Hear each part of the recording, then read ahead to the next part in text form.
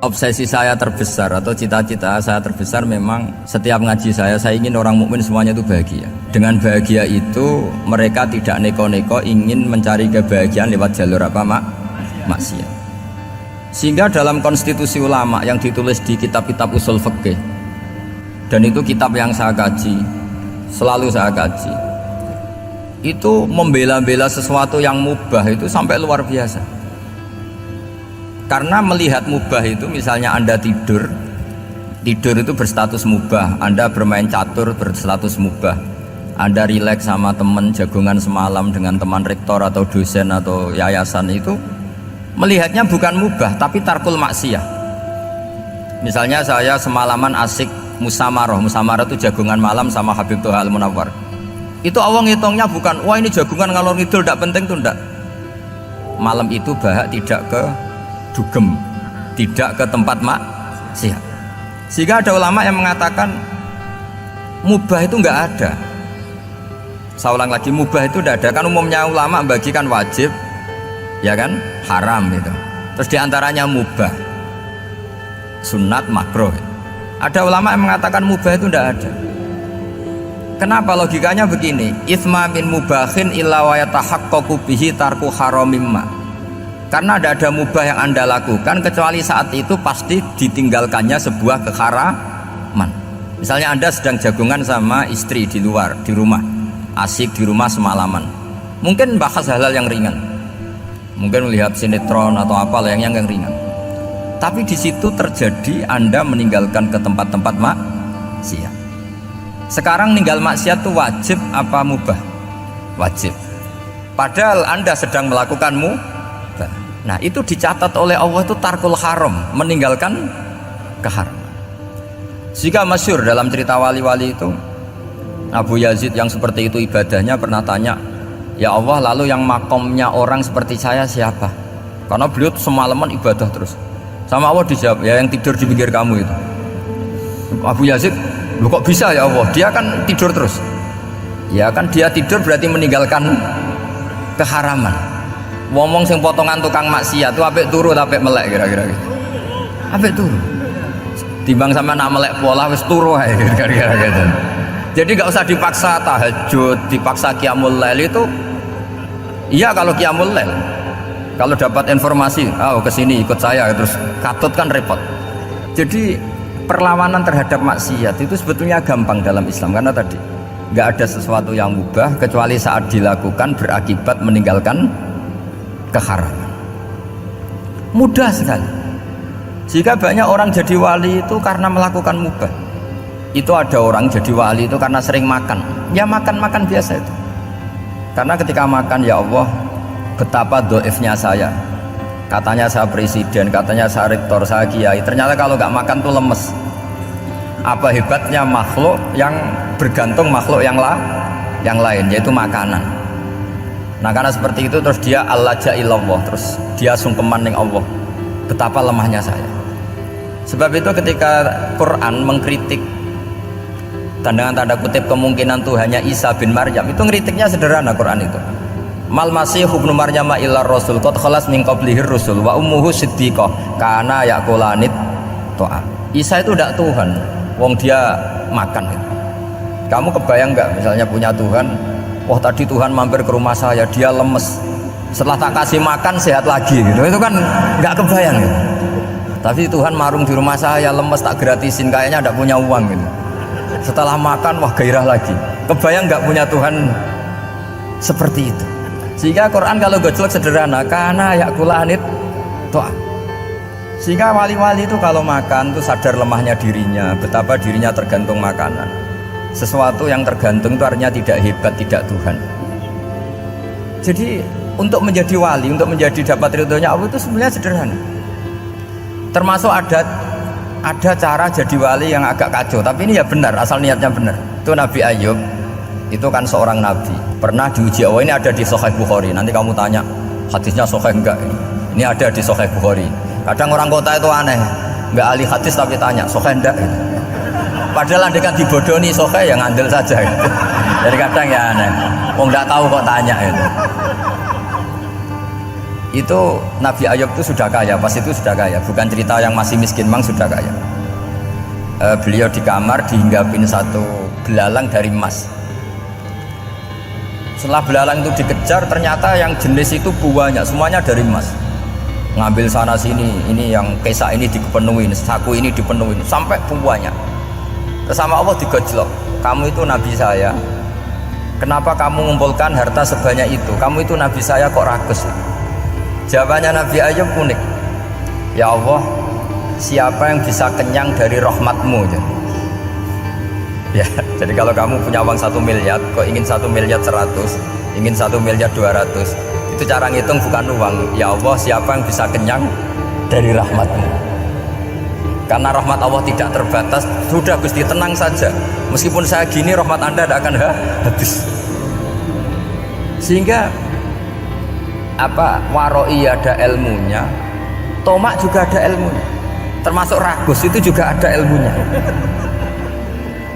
Misalnya begini, ini contoh ragus yang ada ilmunya begini. Ini saya beri contoh, mungkin yang boleh niru orang-orang soleh, kalau nggak soleh jangan. Imam Syafi'i, ini cerita nyata. Imam Syafi'i itu dulu ketika ngaji masih muda itu nggak suka sama guru yang kaya. Kebetulan dia punya guru miskin terus, namanya Sufyan As-Tsauri, itu miskinnya Masya Allah. Sufyan bin Uyainah juga miskin, jadi dia miskin punya guru miskin terus, sehingga idolanya ya sama guru-guru yang miskin. Suatu saat guru-guru ini menyarankan dia ngaji Imam Malik. Imam Malik tuh kaya raya, itu babutnya Imam Malik kalau diinjek itu mata kakinya tidak kelihatan saking halusnya.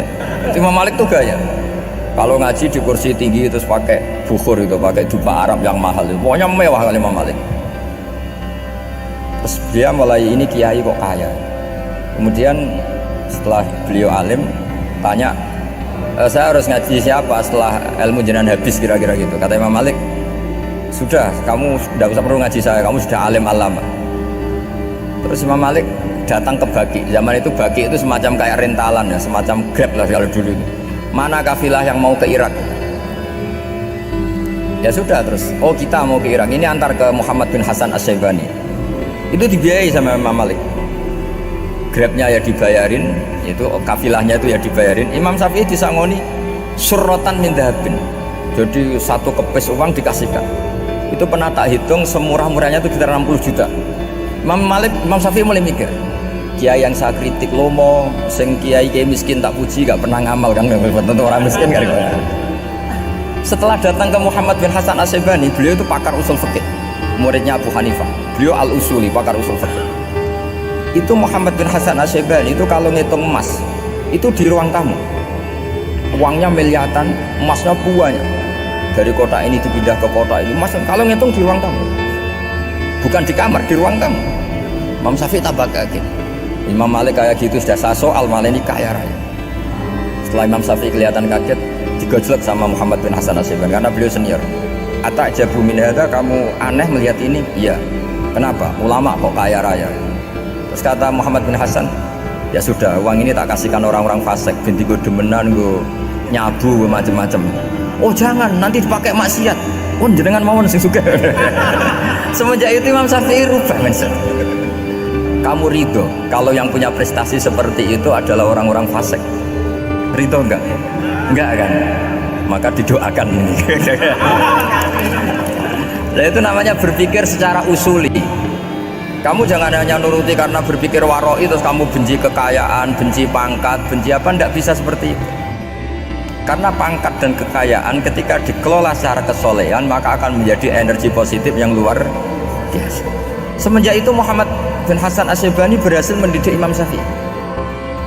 Sampai akhirnya keterusan, Imam Syafi'i berpendapat kalau orang Islam bisa bikin rumah tingkat kok punya rumah reot itu haram. Akhirnya keterusan, kalau bisa jadi bupati kok jadi ketua RT juga haram. Karena al-Islam ya'lu wala yu'la. Islam itu luhur, bukan bisa diluhurin. Sehingga rata-rata orang Syafi'iyah termasuk kiai-kiai Indonesia itu rata-rata ya agak-agak politikus, ya agak-agak kedonyan, mungkin sebagian ya kedonyan tenan gitu. Karena nggak ridho gitu loh kalau kesempatan itu dikuasai orang fasik kemudian menjadi kekuatan maksi. Coba kalau bupati itu orang yang fasik, kemudian programnya supaya rakyat seneng semalaman dangdutan yang porno misalnya, supaya rakyat seneng dibolehkan dugem, dibolehkan judi. Tapi kalau yang jabat orang soleh kan ada beberapa perda yang menolak penyakit apa? Masyarakat. Jadi kamu jangan melihat bahwa kepangkatan ini hanya sebagai alat korupsi, alat otoriter, enggak. Asal kena orang soleh, maka ini menjadi energi kesolehan atau energi positif. Sebab itu ketika Allah muji para nabi yang soleh, diantaranya disifati apa? Faqad ataina ala Ibrahim al-kitab wal hikmata, terus ayat wa atainahum mulkan azim. Dan Nabi Ibrahim dan keluarganya tak kasih kerajaan yang besar. Nah sekarang masih banyak orang yang cara pandang menyoal seperti itu salah secara usul fikih. Karena secara usul fikih kesempatan yang baik tentu harus diperjuangkan oleh orang-orang yang soleh. Karena ini supaya jadi otoritas yang positif. Itu dulu ada latihannya. Jadi orang dulu itu gampang sekali ketika milih miskin ditanya, kenapa miskin? Saya ingin hisab saya ringan. Tapi ketika mereka kaya yang soleh, supaya harta ini tidak dipakai orang yang nanti dipakai maksiat. Kita misalnya orang soleh kok mau pangkat, karena kita ada ridho kepangkatan itu dipegang orang maksiat, kemudian menjadi energi maksiat. Begitu juga seterusnya. Maka ulama dulu itu rileks. Sampai Syekh Nawawi Al-Bantani itu nanti bisa dicek di tafsir Qul hal yastawil ladzina ya'lamuna wal ladzina la ya'lamun. Beliau muji-muji ulama. Kemudian ada seorang yang agak hasut mungkin, tanya begini, hebatnya ulama itu begini-begini. Terus ditanya, tapi kenapa kita sering melihat ulama ngantri proposal di rumahnya bupati kan? Sementara bupati nggak pernah datang ke ulama ngaji ihya. Jawabannya Imam Syekh Nawawi itu unik. Ya karena ulama itu tahu gunanya uang, sehingga nyari uang untuk pondok, untuk masjid. Sementara bupatinya tidak tahu gunanya ilmu, maka tidak pernah ngaji. Jadi ya ringan saja. Jadi ya sudah seperti itu. Jadi kalau ada ulama kedonyan, anggap saja karena tahu gunanya uang. Jadi kenapa ulama ngantri di kabupaten, bukan bupati ngantri di ulama? Jawabannya karena ulama tahu gunanya wah, sementara bupatinya agak tahu gunanya ilmu. Ya, kira-kira gitulah. Ada ustadz tidak ganteng, kesensem rondo cantik, karena tahu gunanya ustadz itu. Artinya tahu gunanya kalau saya nikah nanti punya anak jadi gus, karena kan dia kiai gitu. Tapi rondonya raro gunanya dia karena miskin gitu. Jadi ulama dulu itu rileks, menafsirkan apa saja itu rileks, termasuk saat terpojok itu rileks. Karena semuanya dianalisis pakai ilmu. Sehingga ciri utama wali itu apa? Ala inna awliya Allahi la khaufun alaihim walahum yahzanun. Enggak ada rasa takut, enggak ada rasa gampang. Karena melihat sesuatu itu gampang saja. Seorang lagi melihat sesuatu itu gampang saja, ringan. Saya beri contoh ya betapa pentingnya mindset ya, cara berpikir. Orang itu menjadi kikir itu karena nganggap hidup itu lama dan uang itu penting. Kalau zaman Nabi itu sederhana kalau melihat hidup.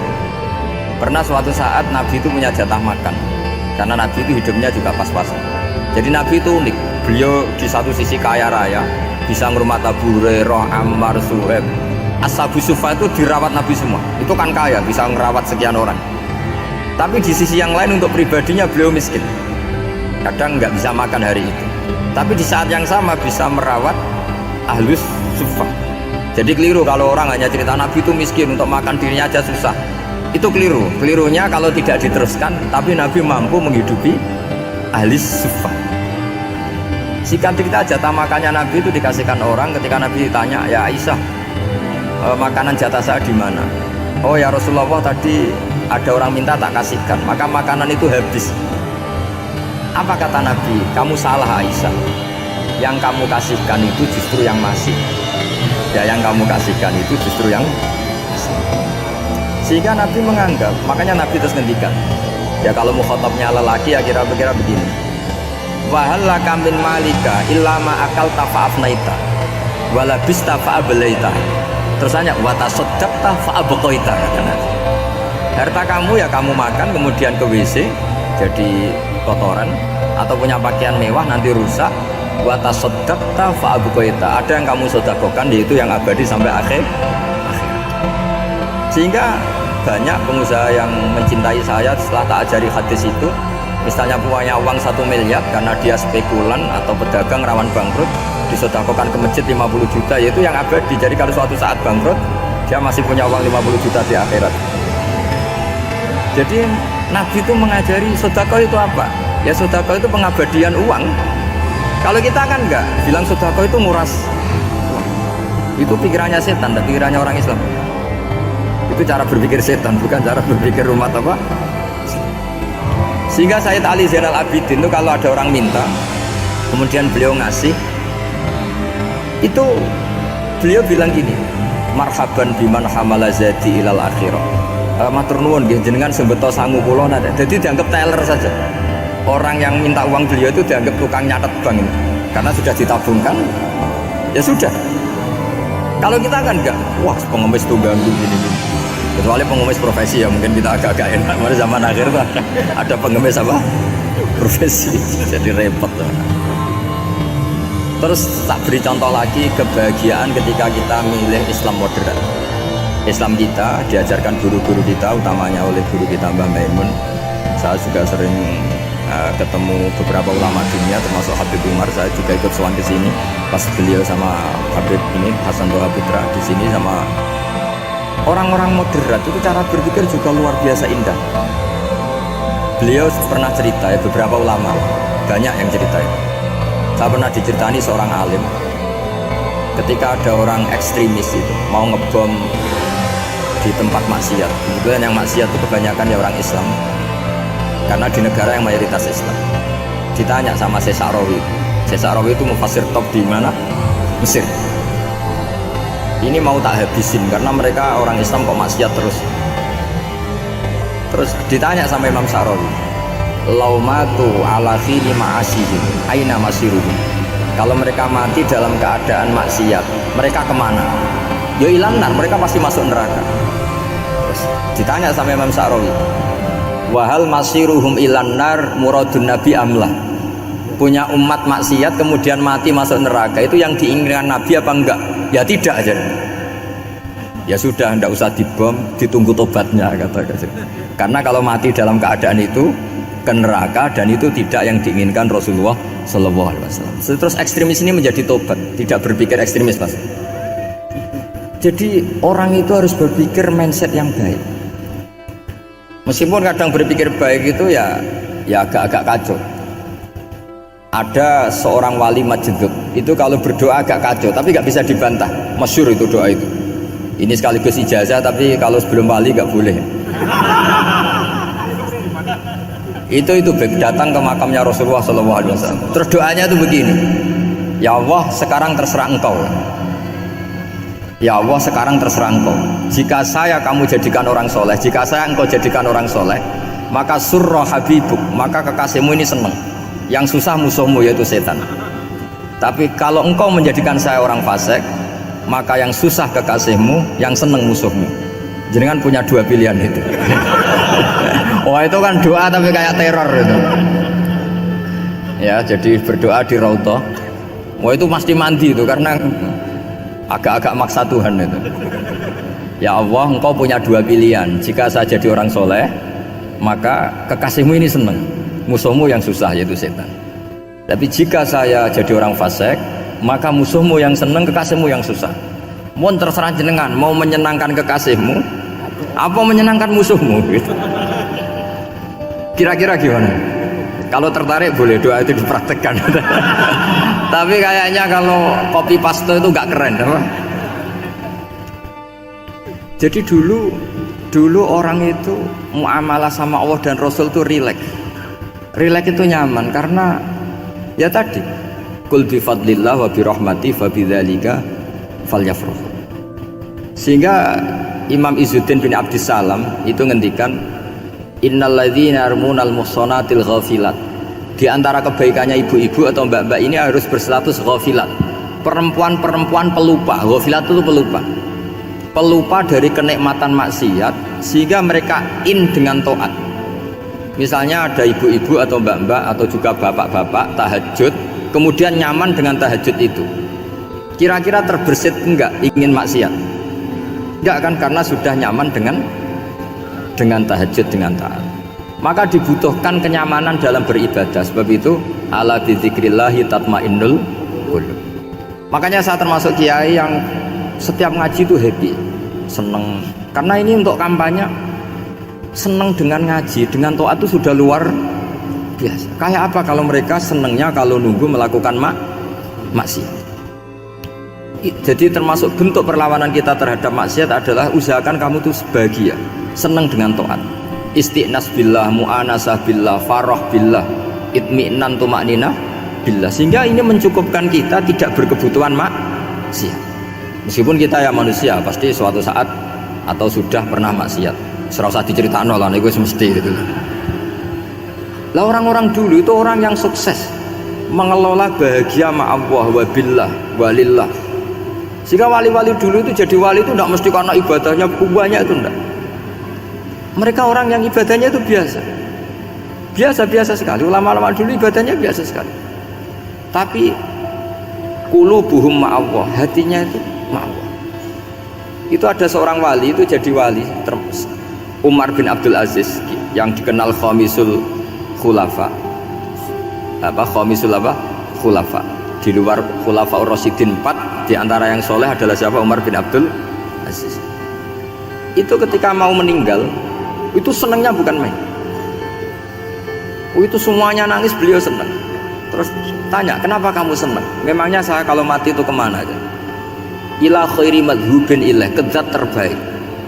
Dibang urip mbek kowe bolet atau mbek arhamur rahimin kan. Yaitu Allah Subhanahu wa taala. Jalaluddin Ar-Rumi ketika mau meninggal itu muridnya nangis semua, beliau marah. Kamu harusnya pesta karena saya mau ketemu kekasih saya, malah kamu tangisi, goblok sekali kamu, katanya. Jadi orang-orang dulu itu luar biasa. Karena tadi mereka tidak ingin ketemu Allah itu dianggap problem, harus sesuatu yang membahagiakan. Makanya wali-wali itu kalau berdoa begini, wa khairu ayyami yauman alqa kafih, dan jadikan hari terbaikku adalah hari ketika saya ketemu engkau ya. Pernah dengar doa itu? Wa khairu ayyami yauman alqa kafih, dan hari terbaikku adalah hari saat ketemu engkau. Nah, kan enggak, sampai mati ku wedi. Saya tidak tahu wedi dosa apa wedi Israel apa wedi malaikat siapa? Mungkar Nakir. Sebenarnya tidak perlu seperti itu. Karena cara pandang Nabi itu ini bisa dipraktekkan. Kalau kamu orang baik, mati artinya apa? Ya baik. Karena husnul khotimah. Kalau kamu orang yang buruk, itu kata Nabi, anggap saja mati itu akhir dari keburukan kamu. Nah, aku urip terus, malah maksiat terus. Maka Nabi itu kalau ngajari kita berdoa gini, Allahumma ja'alil hayata ziyadatan li fi kulli khairin wal mauta rohatan li min kulli syarrin. Ya Allah, kalau saya hidup, ya anggap saja ziyadah fi kulli khairin, berpotensi nambahi kebaikan. Kalau saya mati, anggap saja ini akhir dari segala keburukan. Maka saya berkali-kali guyon. Makanya tradisi ulama-ulama NU, ulama-ulama pesantren, ya ada hanya NU, pokoknya ulama-ulama alim. Itu kalau ada orang mati, orang nakal gitu mati, ini saya gitu, itu hadirin mesti gak terima. Wapi enang di wong wakal. Tapi dipaksa sama kiainya, saya gitu. Lama-lama dipaksa. Saya gitu. Padahal yang atine kiai wis ra iso maksiat meneh wis saya gitu. Karena dengan mati berarti saya sudah tidak bisa maksiat lagi. Jadi Nabi melihat hidup dan mati itu segampang itu. Kalau al-hayata ziyadatan li fi kulli khairin wal mauta rohatan li min kulli syarr. Coba kita ke depan itu kan ada potensi zina, potensi korupsi, potensi maksiat. Yang bisa menghentikan potensi itu apa coba? Mati ya, udah pinter. Sudah maju berarti. Berani mati. Berani. Tapi jangan di sini ngel-ngelo panitia nanti. Artinya yang selama ini kita risau dengan kematian, dengan apa? Nabi ngajari kita tadi. Allahumma ja'alil hayata ziyadatan li fi kulli khairin wal mauta rohatan li min kulli syarr. Ya Allah, jadikan hidup ini sebagai bekal menambah kebaikan, dan suatu saat kalau saya mati, semoga itu akhir dari segala keburukan. Jadi artinya Nabi itu ngajari kita itu positif terus. Sama seperti ulamanya tadi. Nak lagi rukun mbek tonggo ya sanggep ae kanca keapian. nak nenengan ben ra utang ngoten. Dadi pokoke penak terus itu. Nak bojo lagi ngamuk alhamdulillah gak ngajak blonjo. Nak pas rukun ya alhamdulillah kok lagi rukun. Jadi gampang semua.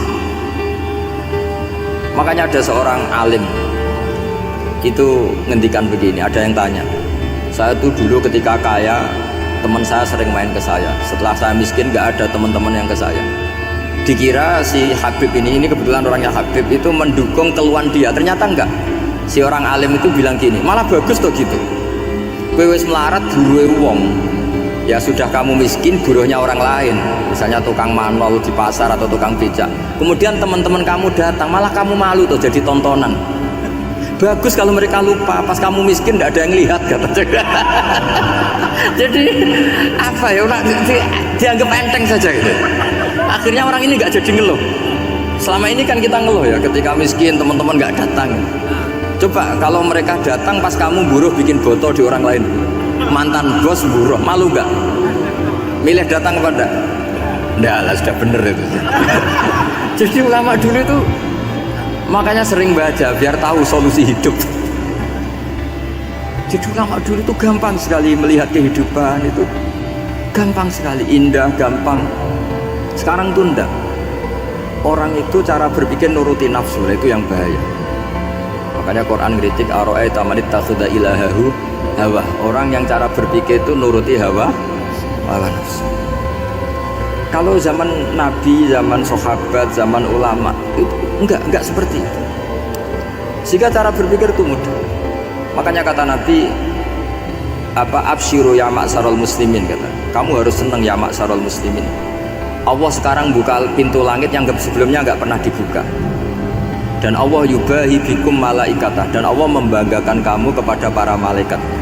Kenapa?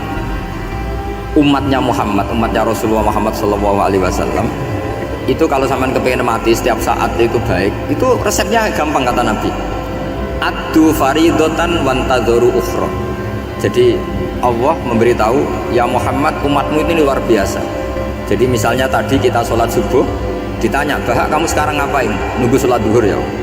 Setelah sholat duhur ditanya lagi, nunggu apa? Asar. Sehingga faman kanat hijratuhu ila Allah wa rasulih fa hijratuhu ila Allah. Jadi kalau ya sudah ini tak ijazahkan, kalau setelah sholat subuh nunggu apa? Duhur. Setelah duhur nunggu. Sehingga ketika kita mati itu statusnya penunggu sholat. Tapi kamu kan enggak, miskin, kenapa? Penunggu kaya. Ya, itu enggak masuk surga ya. Penunggu kemapanan. Berarti kan menunggu sesuatu yang seleranya nafsu. Beda kalau penunggu sholat, berarti kamu di dunia menunggu ritual ibadah. Maka diantara ijazahnya Nabi apa? Addu faridotan wantadzoru ukhra, melakukan satu fardu, kemudian kita menunggu tugas berikutnya. Jadi niati saja setelah subuh nunggu apa? Duhur. Setelah duhur, meskipun kita di perapatan, apa? Nunggu asar. Tapi ya asar betul, jangan nunggu tok pas asar enggak. Jadi sebetulnya umat ini gampang sekali. Jadi diantara kebanggaan Allah, yubahi itu Allah bangga dengan malaikatnya adalah umat ini adalah addu faridotan wantadzoru ukhra, melakukan satu fardu kemudian menunggu fardu yang lain. Dari mengkhidmati kampus, ingin mengkhidmati masyarakat, dari satu masyarakat lokal Semarang menjadi sampai sekarang sampai Banjarmasin, terus gitu, dari satu tugas ke tugas yang lain. Makanya Islam diajarkan setelah satu tugas selesai, faida faruhtafan. Jadi sehingga hidup kita itu dinamis, dari satu kebaikan menunggu kebaikan lain, dari satu kebaikan menunggu, sehingga hidup kita ngapain?